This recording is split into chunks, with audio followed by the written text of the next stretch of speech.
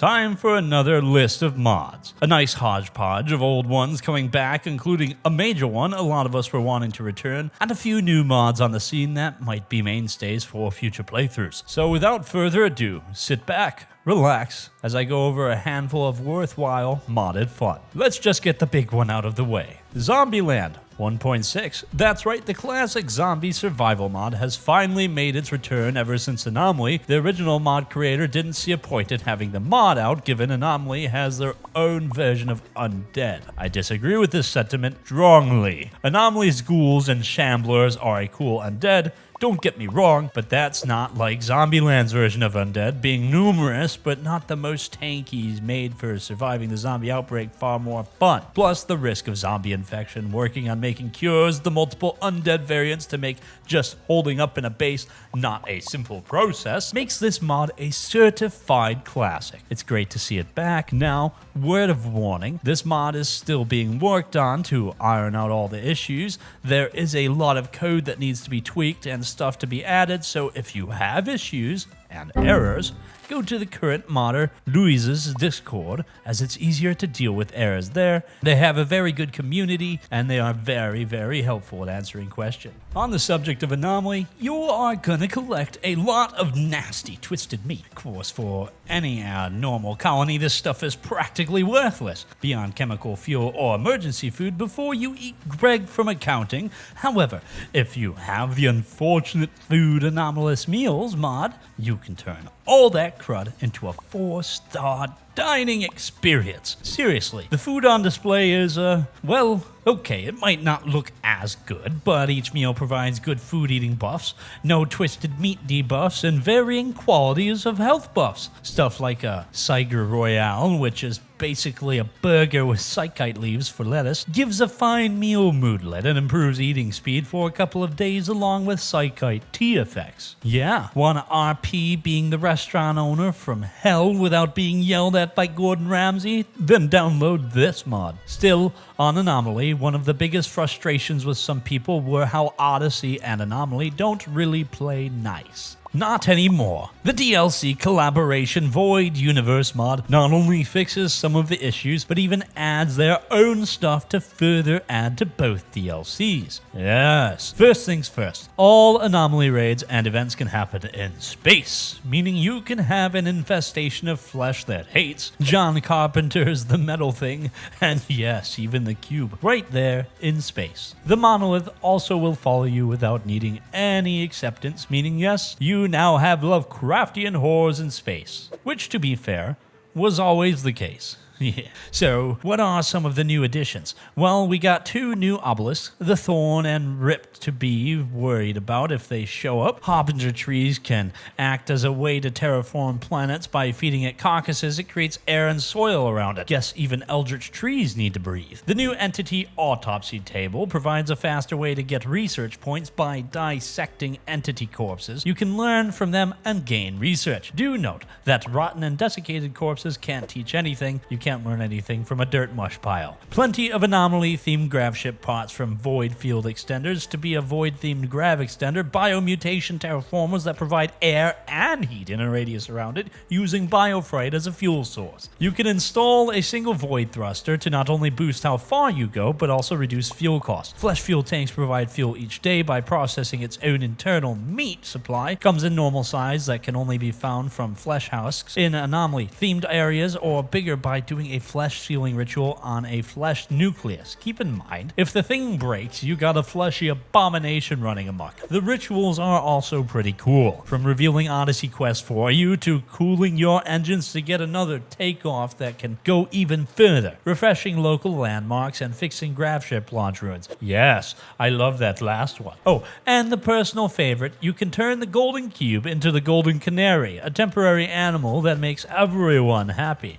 Yeah, I dig it. Yeah, this mod provides a lot that make having both DLCs great. Plenty of places to explore too, like pitted asteroids that might have some infestations of horror right in there, or ominous orbital stations that may or may not have followed Sam Neill into hell. Though, something you might wonder, given how Odyssey DLCs work, at the end of the main quest line, you go to the mechanoid hive mind core and try and shut it down. But what happens if you unleash the monolith there? Well, surprise. There are new options that open up to you with both these forces. I won't spoil the outcomes and rewards for this, but you will have a choice. You can side with the cultists and work with them to awaken Horax and send their leader into the void, or you can side with the mechanoids who realize the greater threat, wishing for your aid in stopping this horror from dooming everyone and everything on this planet, and possibly part of the galaxy. Whichever side you take, both will provide you good rewards as your ally, and this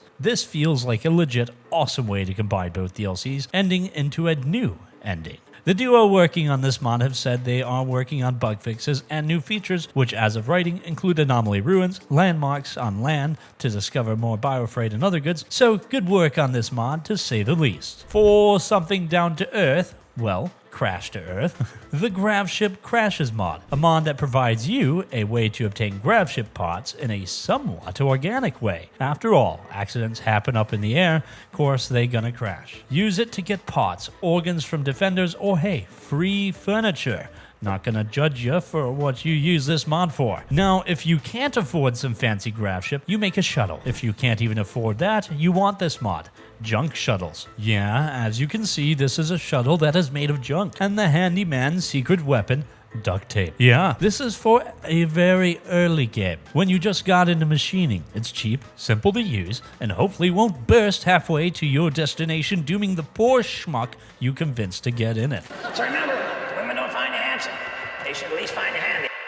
For your gravships, I got a 2-for-1. Or big old turrets that's gonna ruin any invader's day, both by the same modder. The laser cannon and MRLS. Both are big, powerful, and long range. All things raiders really don't like when showing up unannounced. Do note, both of these mods have a setting page to balance or unbalance to your heart's content. Starting with the MRLS, it's a 5-shot explosive cannon, and if you want a big boom like a certain walrus, then go for this one. Load it up with high explosive shells and laugh as you realize this can fire through roofs and intercept drop pods. The laser cannon, meanwhile, is in power using Beam of Death that fires over roofs and walls, but not mountain roofs. Oh, and it can stop mortar shells from reaching you along with drop pods. Both are great for defenses if a bit overpowered, but hey, sometimes that's what you want, and I can see the appeal in making the Fort Knox of a Rimworld base. Now, one thing people have noticed, your only opponent, who is the Spacer era, is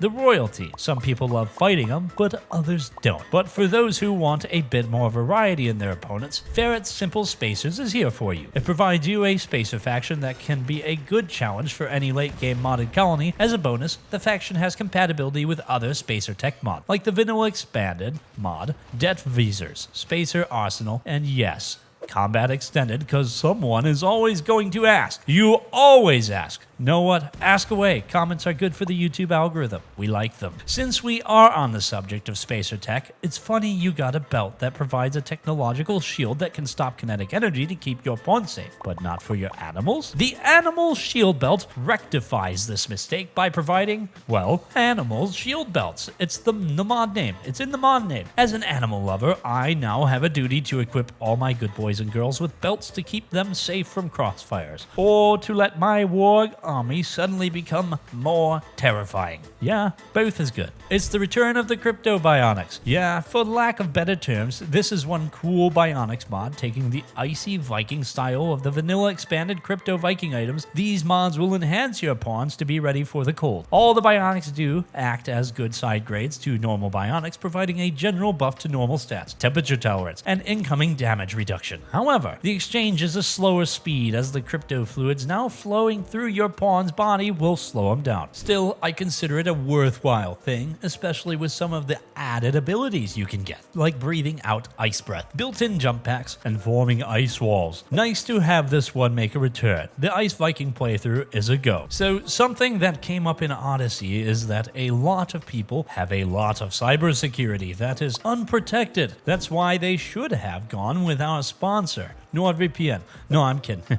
Yeah. But seriously, before Odyssey, hacking was a thing. What with the hackable shuttle event and ideology. But Odyssey really makes having an intelligent explorer really useful. The hacking expansion, well, expands on the hacking mechanics by including more items to help with hacking items as reward. And of course, some souped up security in those hard to reach places. First thing you want is the cyber link. This is the key bionic to access most of what the mod provides. Granted, you don't actually need it to start hacking per se, but it gives a base improvement. It also lets you install all the other fine hacker-based bionics like the remote access port so you can go all hacker man from a range. The jammer kit to give you hacking stealth, trust me, you want that. And of course, optimization ports to improve all hacking abilities. Keep in mind, these also have advanced variants that stack. So what are some of the things to worry about? Well, security is now going to be an issue. From simple outdated firewalls that make sure your hacker's nauseous by being in the system to black ice that can and will fry their brains scanner style.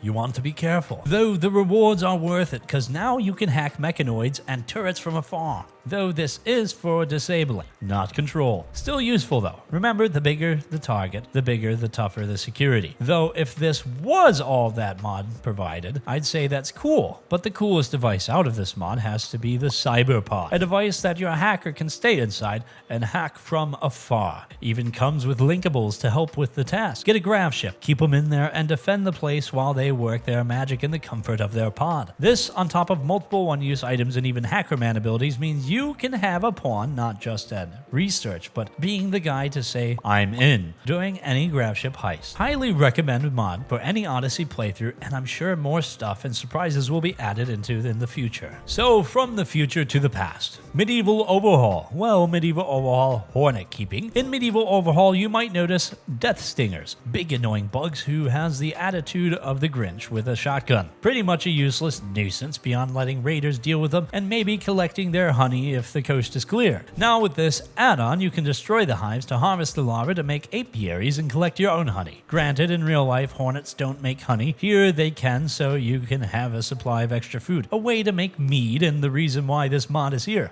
Death Stinger bombs. Yeah, this is hilarious. It's a grenade belt type item that lets you throw jars of angry hornets on your enemies, reducing their stats thanks to being distracted and distressed. A war crime if I've ever seen, and a reason to download this mod. That and bring up Medieval Overhaul is a cool mod more people need to play with. In history, the humble mud brick was what kept us safe from the elements and the animals in said elements in Rimworld. Well, was gonna say there are no mud bricks, but surprise, we got a mod for that. That should be the saying for Rimworld. We got a mod for that.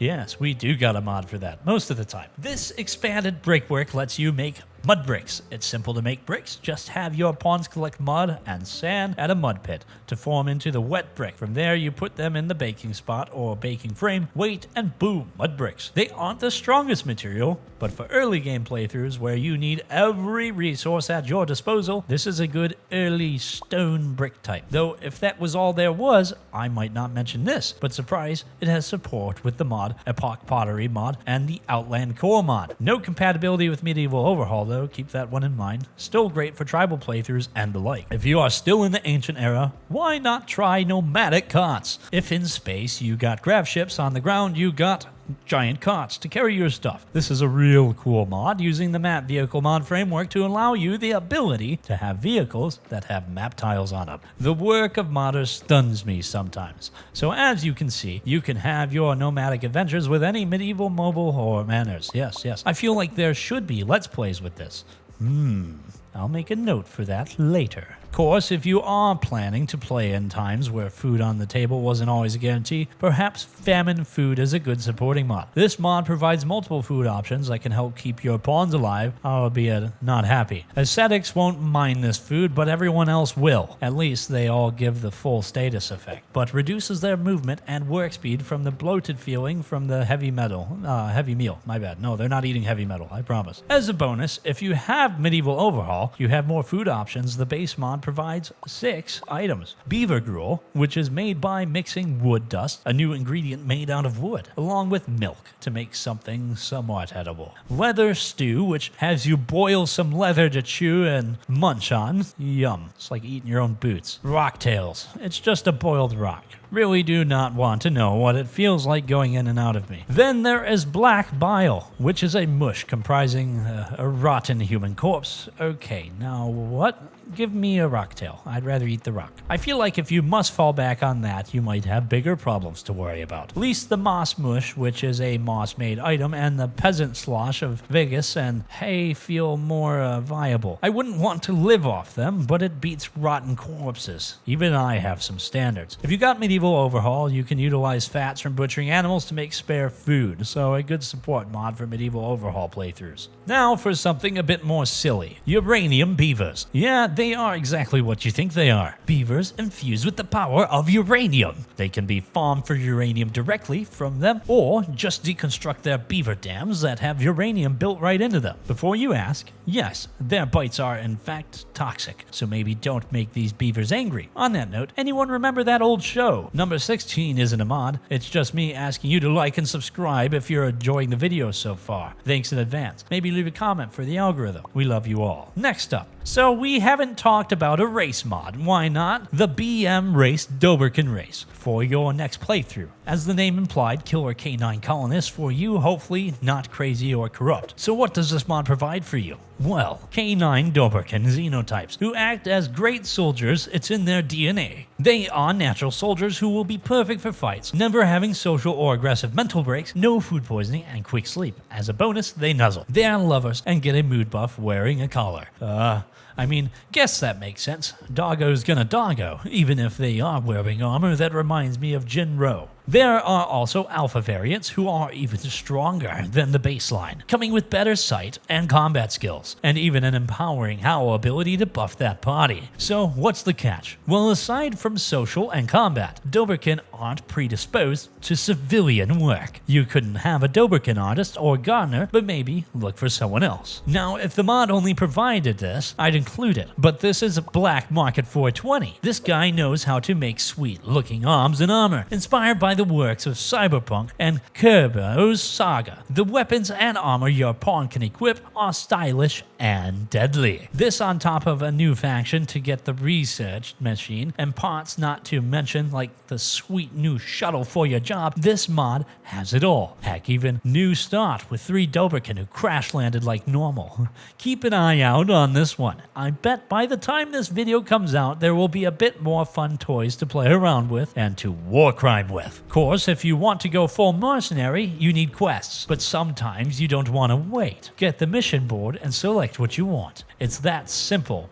Want to summon a ton of raider quests? Do it. How about move on the grav ship quest line further? Also do it. Or maybe you want 10 sets of travelers looking for alms. If you do, okay, not gonna judge, but you can. It's a simple in-game way of not going into dev mode. Could be useful for testing things, making sure quests are working, or just not be bored waiting for the set of idiots to run up their heavily fortified line. And while you're out questing and exploring, why not include the more useful injections mod? The mod does what else? Make more useful injections for your pawns to use and abuse. You got standard stuff like more adrenaline to get the blood pumping for an in-game hour before that crash, to crazy stuff like the immortality injector. You heard, you can make a serum that provides a daily regeneration and stat buff at the low price of a healer mech serum, 35 neutropene, 8 Glitterworld meds, and 10 luciferium. Yeah, immortality isn't the cheapest, but hey, in the late game, you will be glad you had it. Though that's not the best thing you can make. That would be the Chaos Omega serum, requiring 100 luciferium, a tech-proof sub-persona core, 1 vanometric power cell, an infinite chem reactor, 2 anti-grain warheads, and a res serum. Oh, that's expensive. That's quite the recipe, in fact. So what's the prize? Well, you get 1 of 5 potentials, be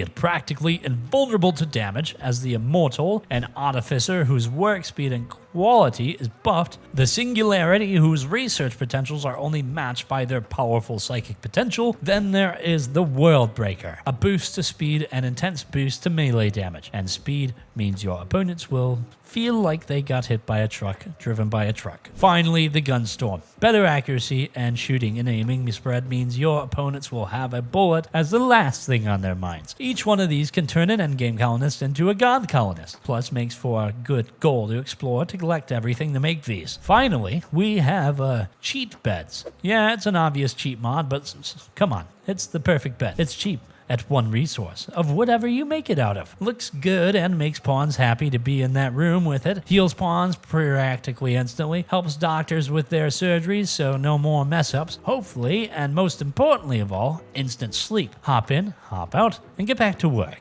Yes, this might be one of the most broken mods I covered on the show, but hey, sometimes you want to break the game in half, and I'm all for it. Now, this is the part where I say the goodbyes, but literally, and I'm serious about it, the morning after Bren submitted this to me, Oscar and his team released Vanilla Cooking Expanded Bakery. So hey, you get a bonus 21th mod. Yes, as the name implies, this is for Vanilla Cooking Expanded, where you get to bake confections using flour and sugar as the main ingredient for the batter, and for more fancy confections, milk and veggies. Now you might wonder, what's the point of them? Well, they are here to help your pawns feel better after bad memories. That's right. If you eat a confection, depending on the quality of confection, it will remove a negative memory from a pawn based on the quality. So simple ones remove a memory that goes up to -3, fine for -5, and lavish for -10, and gourmet an astounding -15 bad memory. So if you have pawns who are in a bad mood, perhaps having them eat their sorrows is what keeps the colony intact. So that was 21 more mods that hopefully make a welcome addition to your mod list. Some old favorites, some future favorites, and a couple of jokes. A bit of something for everyone. I'd like to thank all the Patreons that support this channel, make videos like this possible. We couldn't do it without you. It's been a rough time over here in the Philippines, and we're excited to get more of this process along to going back to the US, and we've really been appreciating everybody's support with that. Hopefully you guys can